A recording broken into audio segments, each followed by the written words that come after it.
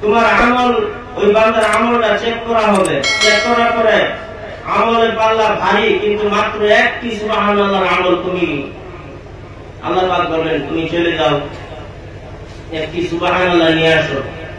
তুমি সুবহানাল্লাহ যদি নিয়ে আসতে পারো, তোমার সুবহানাল্লাহ জায়গা এই পূরণ হয়ে যাবে, তোমাকে জান্নাত দেওয়া হবে।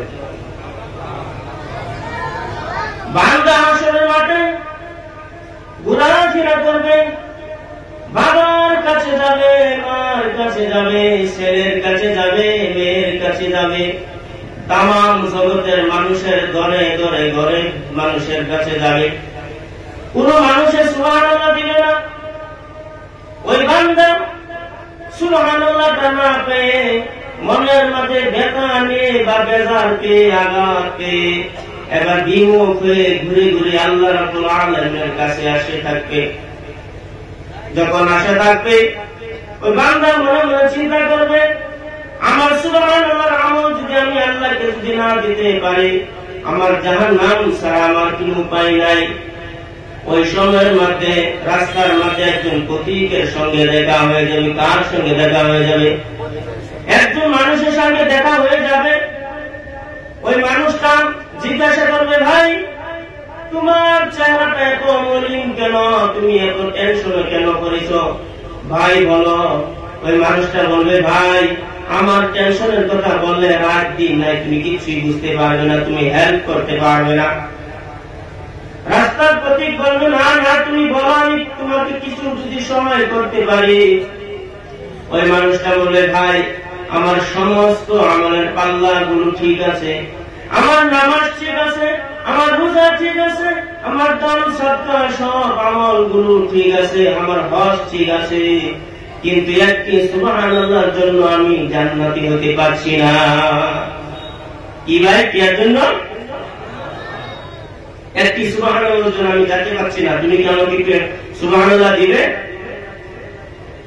রাস্তার পথিক বলবে, ভাই আমি মহা বিপদ, আল্লাহ পাক আমার সমস্ত আমল নামাগুলো চেক করলো, আমার আমল নামার মধ্যে কিছু আমল নাই, মাত্র একটি সওয়াব আছে।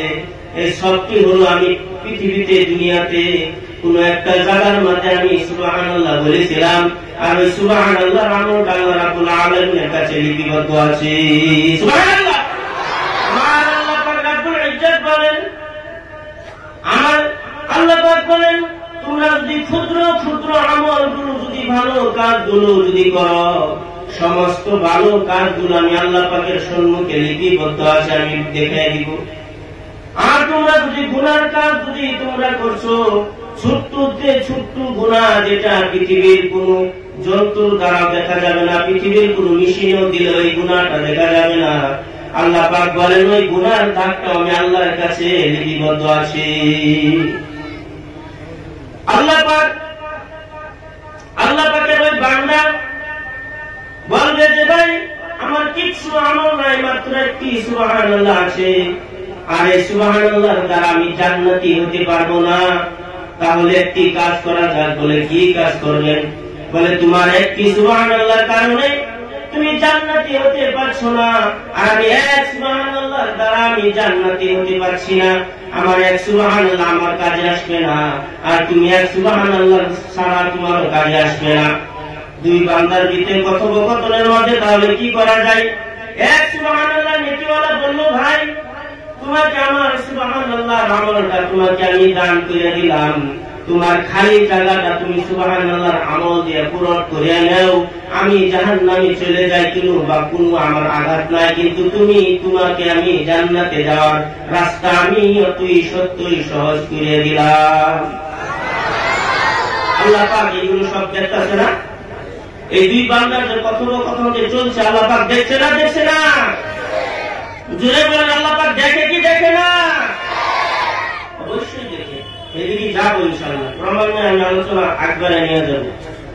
আল্লাহ পাক রব্বুল ইজ্জত ওই দুই বান্দার কথোপকথন শোনার পর যে বান্দাটা সুবহানাল্লাহ দান করলো, এই বান্দাকে ডাক দেয়া বলে, বান্দারে তুমি আল্লাহ রাব্বুল আলামিনের কাছে তুমি সাকাওয়াতি দেখাচ্ছ, দানশীলতা দেখাচ্ছ, তুমি বেশি দানশীলতা, আমি আল্লাহ বেশি দানশীল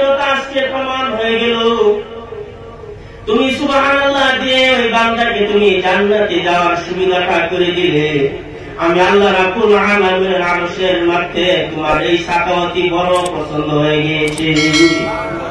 আমি আল্লাহ পাক বড় পছন্দ করেছি। আল্লাহ পাক দিয়ে বান্দাকে হাদিসের মধ্যে এসেছেন, আল্লাহ পাক দিয়ে বান্দাকে ঘোষণা দিয়ে দিবেন, পবিত্র আল্লাহ পাকের মুখের জবানের দ্বারা আল্লাহ ঘোষণা দিয়ে দিবেন, ইনতালিকু আবদান ইলাল জান্নাহ, তোমরা দুইজনকে আমরা আল্লাহ পাক জান্নাতি দান করে দিলাম, জান্নাত দান করে দিলাম। যে আওয়াজ শুনাইলাম তত সুবহানাল্লাহ শুরু হইল না, এই আওয়াজ নবাব বলে এটা কাঙ্গালু শুরু হইল। যে আওয়াজ সুবহানাল্লাহ